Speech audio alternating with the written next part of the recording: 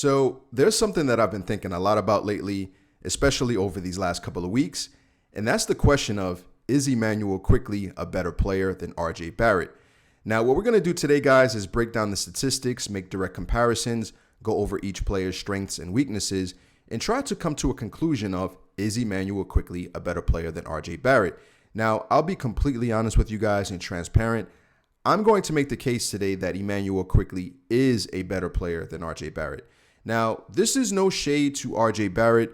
As you guys have seen in the past, I've made videos, I believe being objectively critical on RJ Barrett's game overall, but I have nothing against RJ. I think he's a decent to good player. I believe there's a lot of things that he has to work on, but given what I've seen in comparing their NBA careers, their very young NBA careers, I've seen enough from Immanuel Quickley, the tangibles, the intangibles, that I can be confident making the case that he is the better player than RJ Barrett. Now, let's take a look specifically at the last 7 games. Now, this is no surprise to most of us, as if we go back last season, Immanuel Quickley was given a similar opportunity, being the starting point guard, being inserted into that role, and given the chance to be in that role, he has exceeded expectations. And he's doing the same thing this time around, obviously with Jalen Brunson battling injury and perhaps resting, getting ready for the playoffs. Immanuel Quickley has been given the keys to the team to basically carry the offense, orchestrate the offense and everything. Now, looking at these numbers, these are very good productive numbers. 25 points, scored a career high 40 points.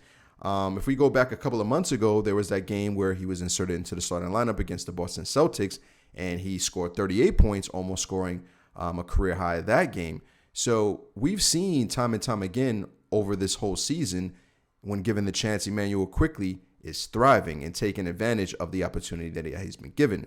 A couple of games ago, scoring 39 points. So this is no fluke. We've seen this happen quite a few times this season. And what I'm most impressed about Immanuel Quickley overall this season is the fact that he's knowing how to pick his shots. He's knowing how to pick his spots. He's understanding the flow of the game, knowing what to do at certain points, given what the defense is giving you. And while RJ Barrett continues to make incremental improvements, I don't think we've seen a significant jump that RJ Barrett has made from year to year that we've seen Immanuel Quickley make from last year to this year. One other thing that I want to take a look at, which is, a very interesting stat, is the plus minus. Now, if we look at plus minus leaders for the team, I think if you were to make a guess, right? Obviously, we see the top 2 Knicks for plus and minus for overall for the team. But if you were to guess who are the top plus minus guys, I'm pretty sure most of you would actually say Immanuel Quickley and Josh Hart. But let's look specifically at what their numbers are. So as we can see, Immanuel Quickley is leading the team in number 1 with plus 310 points over a span of 80 games, right? So he's leading the team in plus minus. He is showcasing his abilities as a lead guard. And I mentioned this before, right? Obviously, Immanuel Quickley is contracted to the New York Knicks for another year. But at the end of next season, we're going to be in a situation where we're going to be, do we keep him? Can we afford to keep him? Because I know there's going to be a lot of teams that would envision Immanuel Quickley being their starting point guard. And this is a case where we may actually have to pay him because we can't lose a guy like Immanuel Quickley. Now, Jalen Brunson obviously is our point guard of the future. There's no debating that there. But Immanuel Quickley is an important piece to this team. And if we were to lose him, that would completely change the complexion of what this team would look like. One other thing, going back to, what I mentioned about RJ Barrett not really having some things that he needs to work on. This is something I highlight from last night's game against the Pelicans, and this encapsulates everything wrong with RJ Barrett. Let's take a look one moment and see what RJ does. So this is almost at the end of the second quarter, 12 seconds left. Okay, RJ inbounds the ball. Okay, I already knew what time it was, right? I'm like, where's Quickley? So he's dribbling. 5 seconds left.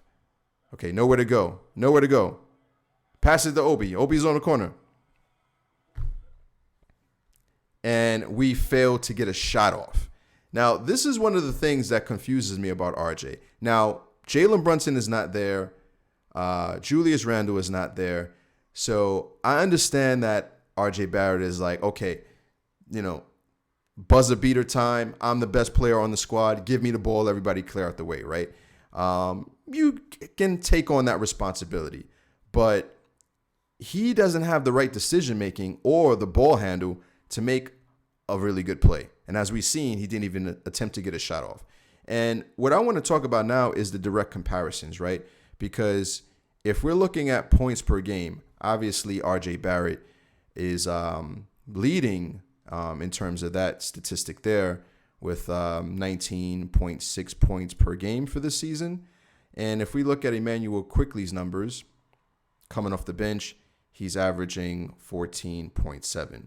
So obviously, RJ Barrett is averaging more points, but that could be easily contributed to the fact that he's starting and accumulating more minutes. But when we're talking about, the eye test, right? What we've seen over these last few seasons, let's talk about overall offense, right? Now, if we're talking about who is the better shooter, right?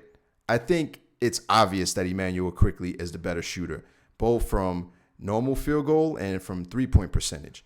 Going back to the numbers, so how much is RJ averaging from the field goal range? So he's averaging 43%, and he's averaging 31% from three. Now, if we go to Immanuel Quickley's numbers, slightly better than RJ from field goal and significantly better from three-point range, obviously. So he's a better overall shooter. He's a better three-point shooter.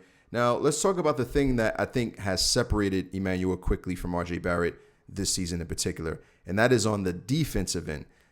RJ Barrett is not good. He's actually very bad on defense right now. And Immanuel Quickley has elevated himself, if not the best, as one of the best defenders on the team. So, better shooter, better three-point shooter, better defender. In terms of rebounding, yeah, RJ Barrett is a bigger guy, so I would expect him to out-rebound Immanuel Quickley on a night-in to night-out basis. But Immanuel Quickley can rebound as well. Let's not get it twisted. If we're talking about dribble, right, handle, Immanuel Quickley has better handle than RJ. Now, in terms of what RJ is better than Quickley in, yeah, he has better athleticism to some degree.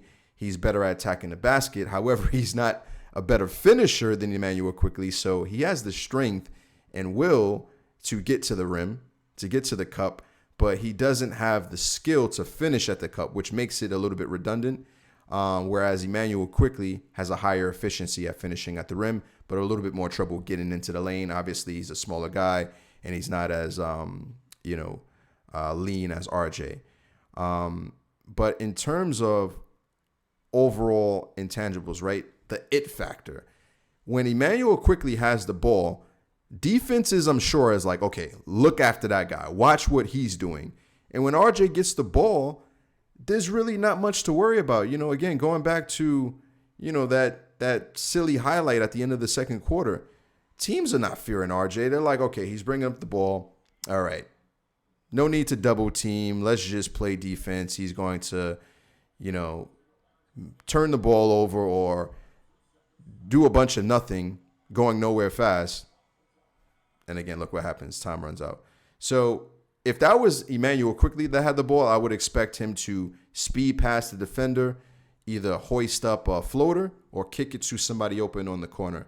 And time again, we've seen RJ miss people when they're open. So if we're talking about who's better at facilitating, right? Immanuel Quickley is better at facilitating. Again, I'm not trying to throw any aspersions to RJ. I do appreciate RJ's contributions to the team. But if we're talking about evaluating players moving forward and making real organizational decisions in terms of who stays and who goes, it's going to be very interesting to see, given the fact that we've seen what Immanuel Quickley is capable of doing when he's starting. We already know what RJ Barrett is capable of doing over these last few years. And if Immanuel Quickley continues developing this way, he's going to be crystal clear better than RJ Barrett. So I don't know what's going to happen there are some decisions that need to be made, but the way Immanuel Quickley is playing right now, this is something that we need to hold on to. And we saw a few games recently with RJ Barrett being out and Immanuel Quickley continuing to thrive, right? No pressure or all the pressure in the world, and he doesn't seem to be fazed by that. So last thing before I end the video, guys, I created a poll, and I wanted to hear what you guys think, right? Because a lot of times, as content creators, we have these far-fetched opinions. But what I want to know is what do you guys think? And small sample size, again, as always, still growing the channel. 37 votes, and I put up the poll question, who is the better player? Now, as we can see, RJ Barrett has 14% of the votes. Immanuel Quickley has 86% of the votes. So there you have it, right? I'm not crazy for thinking this because most people, according to what we see here, agree with the fact that Immanuel Quickley is the better player, right? Now, we already have RJ locked up in a significant contract, but I don't think any contract or no contract is untradeable. So we may have re-signed him and his contract is yet to begin. I believe it begins next year. But we've seen before this happen where players get signed and they get traded the following year. So that doesn't necessarily mean anything to me, that the fact that he has a new contract. If Immanuel Quickley is playing the way he's playing and continues to play, and let's say Immanuel Quickley wins us a couple of playoff games or wins us a playoff series, I think that's enough evidence for us to say that, hey, maybe we should consider this whole Immanuel Quickley thing into the starting lineup and think about package deals for RJ Barrett. But only time will tell. I have a lot of faith in Immanuel Quickley. I believe that his game will continue to evolve while RJ Barrett's game continues to evolve at a slower pace. But who knows what will happen. But we have the Cavs coming up. Knicks locked in the 5th seed. And we're gearing up, getting ready for that first-round playoff series, guys. Let me know your predictions on that. I'm going to make a separate video soon on the preview of that first-round playoff series. But let me know what you think in the comment box, guys. What do you think? Do you think Immanuel Quickley has proven himself enough to be considered a better player than RJ Barrett? Or do you think it's too early to tell? The jury still remains out. And do you think that RJ Barrett, despite his deficiencies, is still an overall better player? But that's going to be all for the video, guys. Catch you on a rebound. Peace.